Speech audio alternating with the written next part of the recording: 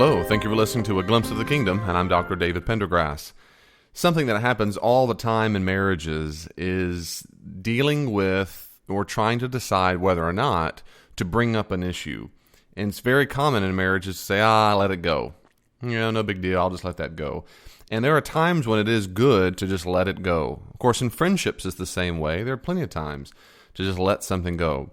So when do you know whether or not it is something that you should just let go, drop it, forget about it, forgive and forget, that kind of stuff? Or, by the way, you don't just forgive and forget. I'm just using that as an expression. Anyway, do you just let it go or not? So it seems to me that in marriages that are not healthy, unhealthy couples tend to let a lot of things go. They let a lot of things go. In fact, they let too many things go.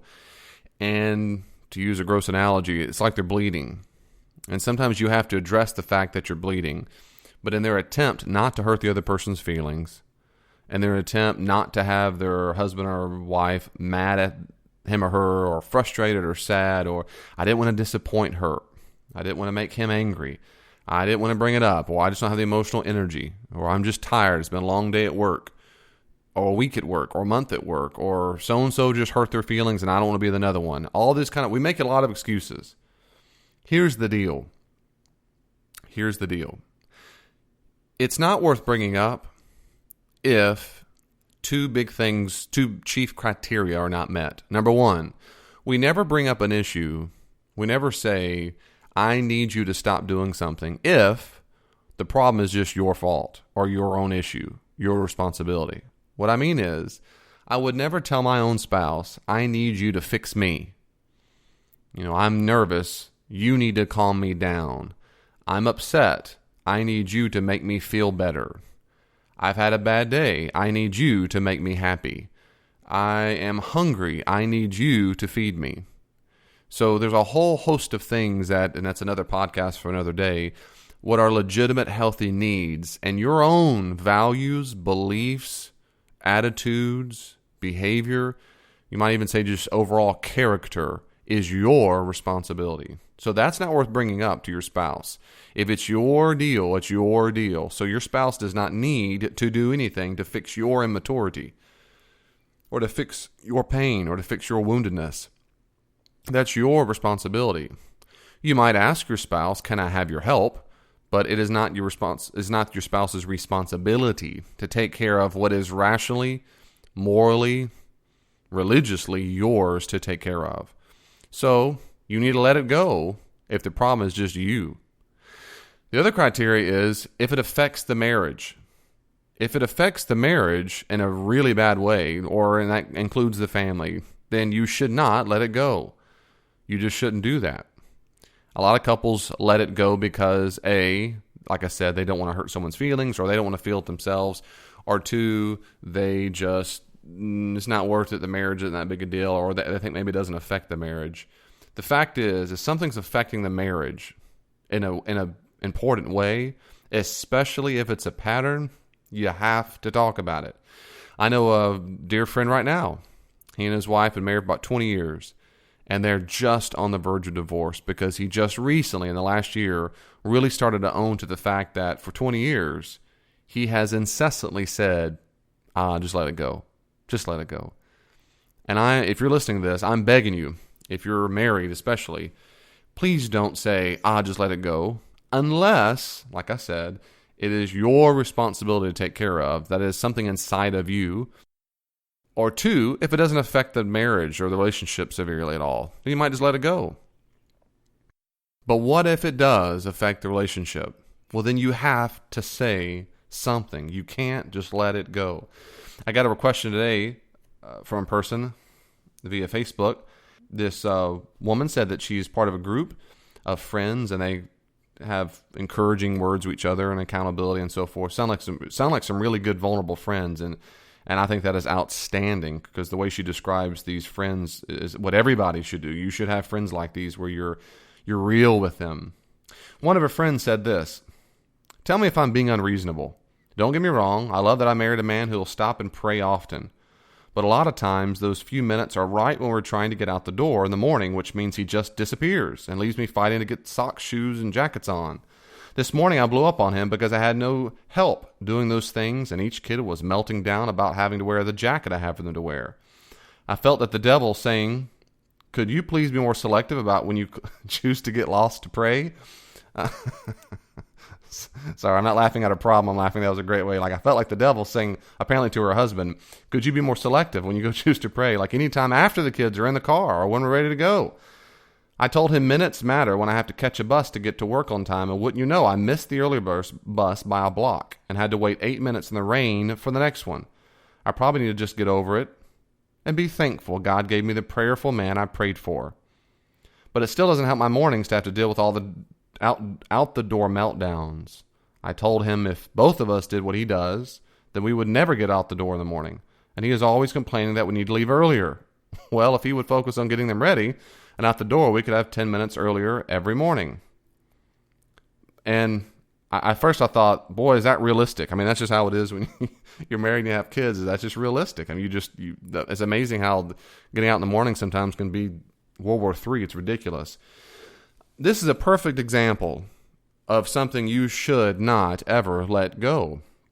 This man's irresponsibility with time management is greatly hurting the marriage and the relationship, of course, and the family itself. So, who cares if he's praying? Look, he could be helping the homeless. He could be fasting on Mount Carmel or doing a spiritual journey in Galilee. In other words, you could list a whole lot of good, helpful, righteous things he's doing, and those are good things to do.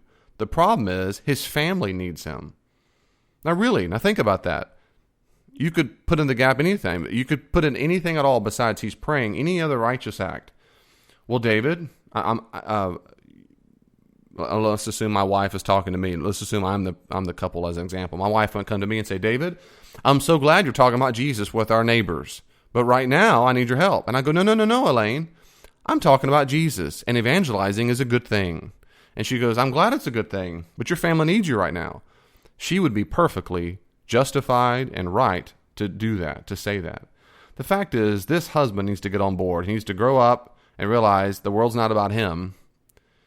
So unless he's in the middle of emergency, he has the moral duty to help his marriage and his family. He has the moral duty. She should not let this slide just because he's doing a good thing. Now, if I were meeting with the man, if I was meeting with this couple one-on-one, I would ask this question right off the bat. Whatever his name is, I'll call him Bob. I have no idea what his name is. If his name actually is Bob, that's just a coincidence. And whatever. Bob, why is there a pattern of you praying right at this exact moment? Of the other 23 hours and 30 minutes, let's say, in a day, why are you picking this time as the time to do the prayer? The odds are very high he's choosing it on purpose to avoid the chaos in the morning. Maybe I'm wrong. Maybe he's just never ever thought about it. Maybe he just he's a little OCD and he's got his routines and he ties his shoes and does his prayer request right before he runs to work. I don't know. But the fact is, it matters why. And if there's anything at all that he's avoiding, well, that's an issue that needs to be brought up in the marriage as well, because that's a big deal. It's nothing that's not redeemable or fixable, just it's a big deal, it needs to be talked about. But if he's ignorant about the cause, the effect that it's having from that cause, then of course, then he's just ignorant. And that's exactly why spouses should always say what they're feeling. They should, because he might just be, oh, I didn't know that. If she has told him, and I don't know if she's told him this, she said she blew up at him, which happens sometimes in marriage on our worst days. If she's not told him that before, then that was not fair of her. A lot of spouses do that. They hold it in and hold it in and hold it in and then blow up, and that's not fair at all. That's not how communication should work. But let's assume that she has told him before, and today was kind of another last straw of it. Well, then he's not getting the picture. And here's the kind of thing I would say in that situation. Something along the lines of this. I'll pretend to be her talking to him. Bob, honey pie, sugar, love, I sure love you. I really do. But when you don't help with the kids at these certain times, whatever those times are, say in the morning or whatever, it really causes enormous stress and detriment to me and the family. When you choose to pray then, it causes the rest of us horrible stress, I really, really need your help in those times. When you don't, I feel disconnected from you. I feel unsupported. I feel unloved. I feel like you're not respecting my wishes, and that hurts my feelings. I don't feel like we're a team. In those moments, I feel like a single mom, and I don't want to be a single mom. I don't need to be a single mom. Therefore, I really need your help. I am so glad that you like to pray. Of course I do love that. Of course, I'm not suggesting you should stop praying. What I'm suggesting is, and what I'm telling you I need is, that you need to change the time of your prayers. I'm glad that you pray.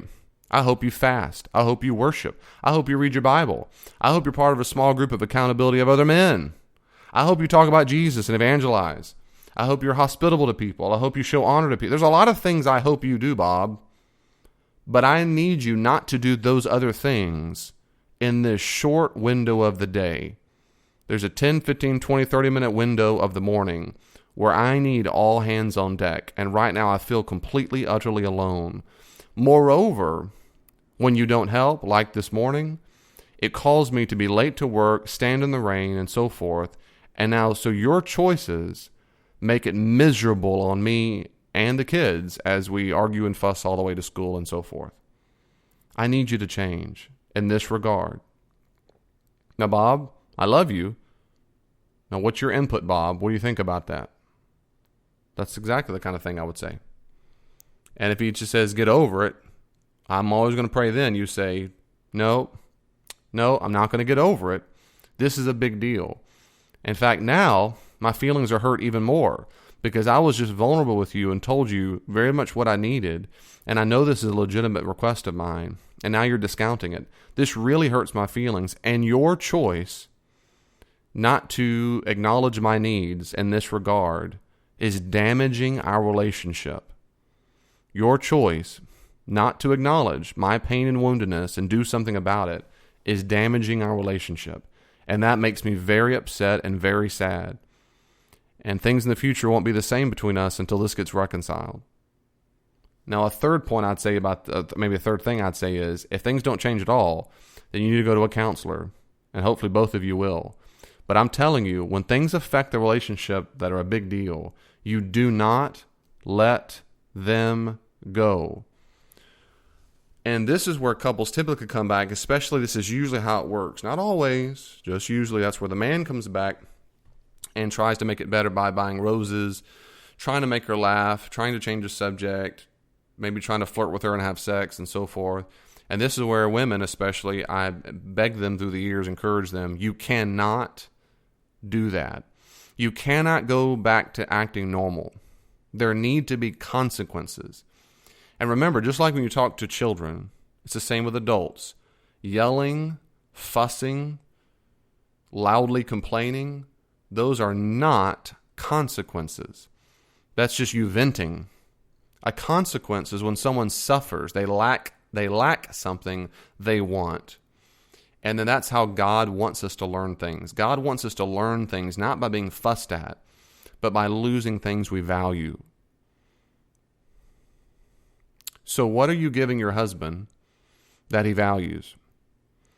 Maybe it's a good conversation. Maybe it's just laughing at his joke to make him feel like it's all better. Maybe it is sex. You don't withhold sex because you're angry, but you can withhold sex and you can withhold quality conversation when he is not recognizing a serious need in a relationship. So what does that look like? It means every single time you go to talk with Bob, you bring that subject up. Bob says, how's your day? And you say, my day was fine, but I want to talk first about the fact that you're not helping in the mornings. If Bob says, what's for dinner? You say, whatever I cook, or you might say, whatever you cook. But I would love for us to chat about what happened this morning. Bob says, hey, I've been thinking about going to Disney World and buying you a private jet. You might say, wonderful. First, I want to talk about what happened this morning. You don't laugh at his jokes. You don't go on a date. Unless you do, you're not going to talk about anything until you've got resolution. That's a consequence. He needs to lose. He needs to feel that the relationship is not the way it used to be, and it's in a way that he doesn't want it to be. You do not turn into a nag You do not turn into a fussy, critical parent who's on his case all the time. You're always this way, and you don't listen to me, and the problem is you're just like your mother, and you've changed, and you don't do that. That's not the way to do it. You will ruin your cause. Those are not consequences. A consequence is calmly, with gentleness and truthfulness, you tell them, no, I'm not prepared to have sex. I'm not in an emotional place for that because I still feel unresolved about what happens in the mornings. No, I'm not emotionally prepared to have dinner with you yet because I'm still feel disconnected because we have not reached resolution on what happened in the morning. So you're not chasing around the house with a skillet or with a nagging finger. It's just very clear that you're upset. You're not being a punk. You're just hurting. You're vulnerable. And he needs to see it. He needs to know it.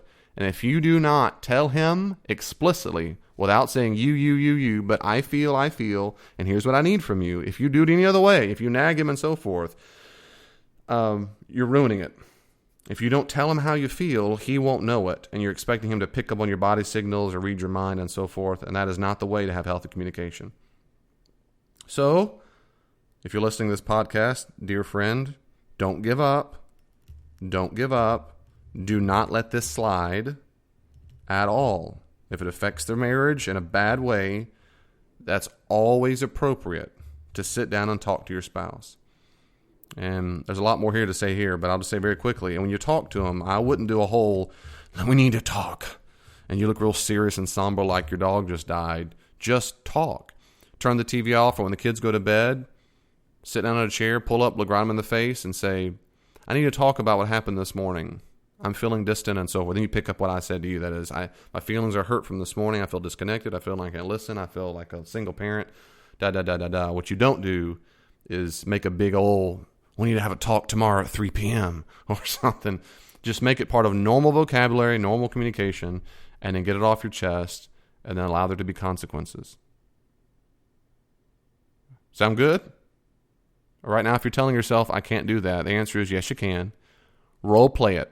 Find a good girlfriend and role play it. Practice it. You can do it. Go back and listen to this podcast and imagine the risen Jesus right alongside with you trying to have a healthy communication, a talk with your husband. God bless you. See you next time. Thank you so much for listening to A Glimpse of the Kingdom. If you would like to ask me a question, contact me on Twitter at Dr. D. Pendergrass, at Dr. D. Pendergrass, and I'll do my best to address your question sometime on the air. And if not, doesn't mean I don't like you, just means I didn't have a chance to get to it. So let me know what your questions are. If you want more theological reflection, go to davidpendergrass.com. If you want more information about what I do in consulting, leadership consulting and consulting for churches, and also my marriage workshop, go to davidpendergrassconsulting.com.